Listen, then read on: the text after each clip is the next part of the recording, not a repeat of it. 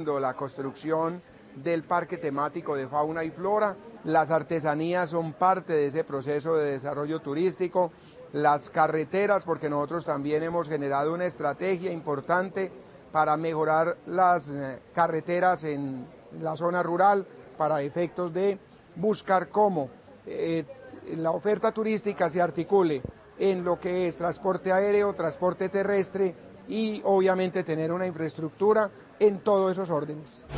Estamos presentando el noticiero de los municipios con la dirección de Juan Guillermo Ríos. Si usted quiere participar es muy fácil, solo tiene que escribirnos a nuestro correo electrónico noticierodelos.municipios@fcm.org.co.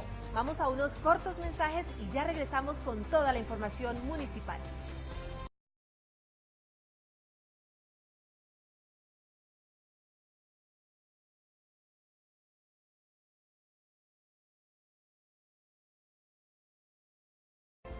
Nuestro director nacional de noticias, Juan Guillermo Ríos, tiene una conversación sobre los grandes temas que hoy en el país afectan a las comunidades locales con el doctor Gilberto Toro, director ejecutivo de la Federación Colombiana de Municipios.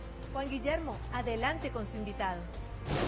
Gracias, Sandra. Hoy tengo un invitado, como siempre, muy especial y que tiene que ver mucho con la fuerza de la vida municipal, de la vida regional y de las democracias locales en Colombia, que son las que realmente sustentan la democracia en nuestro país. Es el doctor Gilberto Toro, ustedes lo conocen porque nos acompaña permanentemente en el noticiero. Él es el director ejecutivo de la Federación Colombiana de Municipios. Doctor Toro, bienvenido. Yo lo invité para que participara en el noticiero porque hay una serie de temas que han sido noticia esta semana sobre los municipios y sobre las regiones, temas que inclusive han concitado la opinión de gobernadores que están muy preocupados también por lo que se les viene encima. Primer tema, las regalías. Oí al gobernador de Cundinamarca, Álvaro Cruz, en una carta muy valiente al alto gobierno, donde censura que la mayor parte, casi dijo él, el 70% de los municipios de Cundinamarca no recibe regalías y que no hay manera de financiarles un plan de desarrollo. ¿Cómo vamos en eso? Cuando arrancó el gobierno del presidente Juan Manuel Santos, el ministro de Hacienda propuso la reforma a las regalías, crear el sistema general de regalías. Yo recuerdo que desde esa época la federación se opuso. No per se, pero porque vislumbraba usted lo que se venía. No, es que había una cosa muy grave en el proyecto de reforma constitucional que planteó el ministro de Hacienda al Congreso. Ahí se decía que las regalías se iban a destinar para financiar proyectos de carácter regional. Sí. Pareciera que nadie se hubiera dado cuenta que dejar en la Constitución la palabra regional era excluir de manera definitiva a los municipios de las regalías, porque obviamente no iban a poder acceder a recursos para financiar proyectos locales. Fue una discusión muy larga, casi el ministro no dejaba cambiar esa propuesta inicial, y el presidente Santos nos llamó porque había un gran descontento entre los alcaldes y alcaldesas de esa época, y hablando con él le demostramos que si lo que quería su gobierno era hacer una redistribución equitativa, pues había que empezar por incluir la palabra local en el texto de esa reforma constitucional. ¿Y qué pasó? Gracias a la intervención del presidente Santos se logró que en la Constitución quedara establecido que las regalías iban a ser para financiar proyectos de impacto regional y local, y por eso fue que en el fondo de compensación se logró que se destinara una partida importante para financiar proyectos de impacto local en aquellos municipios, sobre todo que no recibían regalías directas. Cuando se presentó y se tramitó el proyecto de acto legislativo que creó en la Constitución el Sistema General de Regalías, los alcaldes del país terminaron divididos, porque el gobierno, o el ministro de Hacienda especialmente, vendió la idea de que la reforma era para quitarle a unos pocos que recibían muchísimo para darle a todos. Entonces, claro, los que nunca habían recibido estaban felices y esperando que sí les iba a tocar a todos. Claro. Por eso la oposición no fue tan fuerte. Ahora, cuando conocemos ¿Cómo va a ser la redistribución?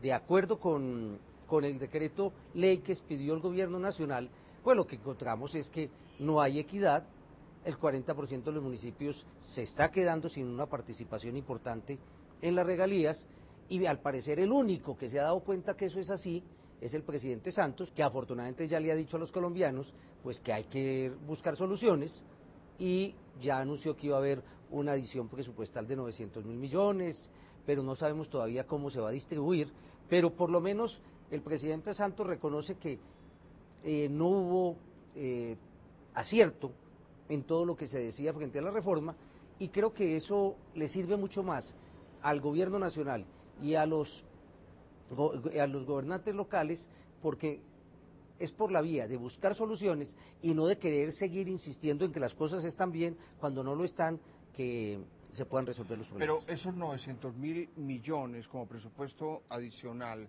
¿pasan por el Congreso? En este momento no, el gobierno expidió un decreto ley, puede modificar el decreto ley.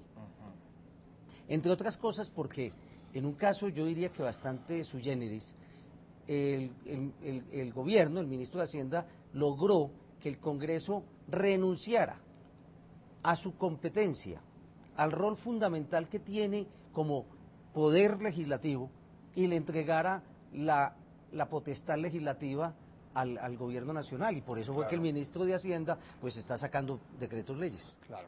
Bueno, hablemos no solamente de lo que ocurre en municipios que no reciben nada, lo que es altamente lamentable, y gracias a la palabra del presidente de la República, que obviamente hay que creer en la de él, es el presidente, se va a solucionar, sino lo que pasa con las grandes ciudades. ¿A ellas, a estas grandes capitales de los departamentos, les llega o no les llega? Yo creo que los grandes perjudicados también son las grandes ciudades, que como los municipios productores van a ser los grandes castigados de esta reforma. Y creo que una solución a una distribución equitativa de recursos no debe partir de la base de que antes estos recibían mucho, entonces que no reciban nada, y ahora estos que reciban porque no recibían. Yo creo que el tema de la equidad tiene que ser buscar la fórmula para que a todos los municipios y distritos, grandes y pequeños, productores o no, les lleguen los recursos y puedan financiar sus planes de desarrollo y puedan lograr construir obras que son fundamentales para el bienestar de la gente. Yo estoy con los alcaldes de las capitales, ellos deben estar también muy preocupados porque, entendámoslo, en las capitales de nuestros departamentos se concentra el mayor número de población, las problemáticas son inmensas. Amén del problema de los desplazados que caen casi siempre en las grandes ciudades o en las intermedias. Claro, y entonces eso genera toda clase de problemas de servicios públicos, no se tienen recursos suficientes para atenderlos con vivienda, con agua, con luz, con salud, con educación, más el problema de la movilidad que afecta a las grandes ciudades. Yo creo que con los alcaldes de las grandes ciudades vamos a tener que también implementar una estrategia muy importante para lograr que no se queden excluidos de una participación fundamental para el desarrollo del país. Y no solamente este tema de las regalías en su parte de inequidad en la repartición, sino otros temas grandes de la vida municipal, de la vida de las grandes ciudades y de la vida de los departamentos, prácticamente ha unido en un fin común a los gobernadores y a los alcaldes y a la federación también. Pues yo creo que en un caso también yo diría que bastante destacado, nunca como ahora hemos encontrado tantos puntos de acuerdo, tantas coincidencias entre los gobernadores y los alcaldes y alcaldesas del país. Lo cual es muy positivo. Creo que en la mayoría de los departamentos se está logrando una integración muy importante,